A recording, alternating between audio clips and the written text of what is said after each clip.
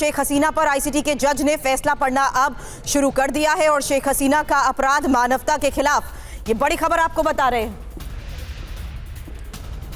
तो शेख हसीना पर आईसीटी का ये बड़ा फैसला, जहां मानवता के खिलाफ अपराध मामले में दोषी माना गया है। बांग्लादेश की पूर्व पीएम शेख हसीना दोषी करार। फैसले का ही वक्त था जहां पिछले कई घंटों से इस फैसले को पढ़ा जा रहा था।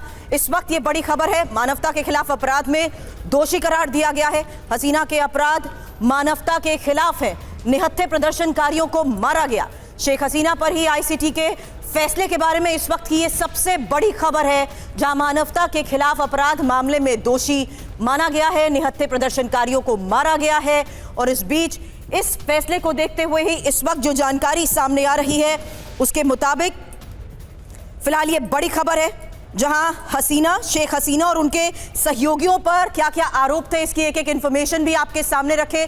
उससे पहले आपको बता दें कि बांग्लादेश की पूर्व प्रधानमंत्री शेख हसीना के खिलाफ मानवता विरोधी अपराधों के सबसे बड़े और विवादित केस में आज ये फैसला जिस तरीके से पढ़ा जा रहा है, उसी के तहत इस वक्त की ये सबसे बड़ी खबर है। शेख हसीना दोषी करार और ढाका में ही तनाव किस तरीके से चरम पर है, उसकी तस्वीरें भी आपको दिखाएंगे। हालांकि मामले पर फैसला इंटरनेशनल क्राइम ट्रिब्यूनल जिस तरीके से सुना रहा है, इस वक्त यही बड़ी खबर सामने आ रही है, जहां शेख हसीना दोषी करार और 6 हिस्सों में 453 पेज के इस फैसले को जिस तरीके से पिछले कई घंटों से पढ़ा जा रहा है, इस वक्त की ये बड़ी खबर आपको बता रहे हैं, जहां शेख हसीना अब दोषी करार है। इस बीच आपको बता दें, जज करीब 2 घंटे से 6 हिस्सों में बटे इस 453 पेज के फैसले को पढ़ रहे हैं। जस्टिस गुलाम मुर्तजा की अगुवाई वाली 3 सदस्यीय पीठ शेख हसीना पर फैसला सुना रही है और हसीना पर हत्या की कोशिश समेत दर्जनों आरोप हैं। ट्रिब्यूनल हसीना के खिलाफ जुटाए गए 10,000 पन्नों के दस्तावेज और 80 से ज्यादा गवाहों के साथ साथ वीडियो ऑडियो को केस दर केस पढ़कर सुना रहा है, इसलिए कार्रवाई लंबी चल रही है। लेकिन इस बीच ये बड़ा फैसला शेख हसीना पर 453 पन्नों में जो फैसला है, 6 हिस्सों में इसे पढ़ा जा रहा है और आईसीटी के जज मोहम्मद गुलाम मुर्तजा ये फैसला पढ़ रहे हैं। हसीना के अलावा पूर्व गृह मंत्री भी आरोपी हैं।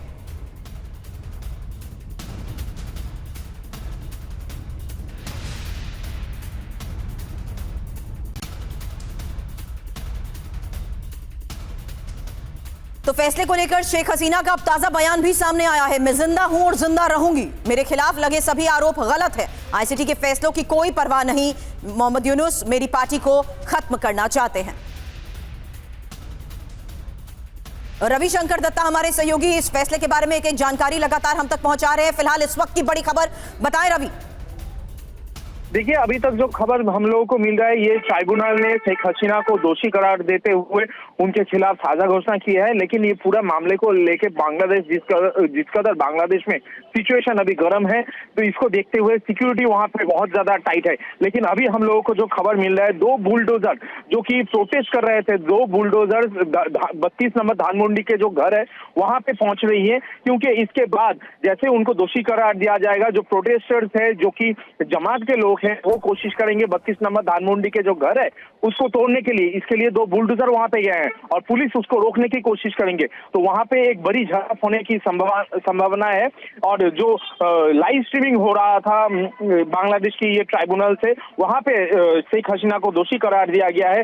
इसके चलते और भी स्थिति वहां पे बिगड़ सकती है, क्योंकि हम लोगों को पता है परसों से वहां पे जो प्रोटेस्ट चल रही है, जो आग फूका जा रहा है, वहां पे अवामी लीग के जो सपोर्टर्स है वो रास्ते पे है और वहां पे स्टूडेंट्स लोग जो है वो यहाँ पे शेख हसीना के सपोर्ट पे हैं और वो साफ साफ ये कह रहा है कि शेख हसीना आपको डरने की जरूरत नहीं, लोग हमारे साथ है। और शेख हसीना ने जो साफ साफ कहा है कि उनके जो पार्टी है अवामी लीग, उसको खत्म करने का मोहम्मद यूनुस का ये जो प्रचेष्टा है, ये कभी सफल नहीं होंगे। इसके साथ साथ एक अच्छा बयान आया है जो कि शेख हसीना के जो बेटे हैं उन्होंने कहा है कि मेरा माँ जो कि अभी भारत में है वहां पे सुरक्षित है, तो ट्राइब्यूनल कुछ भी कहे उसका कोई असर शेख हसीना के ऊपर नहीं पड़ेंगे। अब हमारा देश क्या स्टैंड लेती है, क्या करते हैं, वो देखने वाली भी बात है।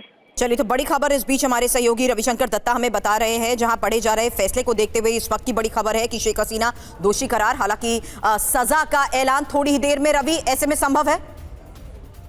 देखिए बिल्कुल सजा उनको क्या दिया जाएगा ट्राइब्यूनल के द्वारा, इसके लिए भी लाइव स्ट्रीमिंग पे नजर रखना पड़ेगा, क्योंकि जो लंबा प्रोसेस पे यहाँ पे हियरिंग हो रही थी, वहाँ पे आर्टिफिशियल इंटेलिजेंस के बात कहा गया, वहाँ पे जो प्रमाण है उसको फॉर्ज किया गया है, ऐसा वहां पे बताया गया है। तो दोनों तरफ से सवाल जवाब तो हुए हैं, लेकिन ये बहुत ही पहले से ये डिटरमाइन था कि शेख हसीना जो है उनको यहाँ पे दोषी करार दिया जाएगा, और वैसे ही यहाँ पे हुआ है, क्योंकि शेख हसीना के तरफ से और उनकी पार्टी की तरफ से लगातार कहा जा रहा था कि ये विंडिटी पॉलिटिक्स है, और जमात जो है, जो कि ये धानमंडी की जो घर है और मुजीबर रहमान और शेख हसीना, इनके जो नस्ल है इनको खत्म करना चाह रहे हैं, उसके खिलाफ आवाज उठाए थे, और ये पूरा मामला को लेकर सरगर्म वहां पे है स्थिति अभी।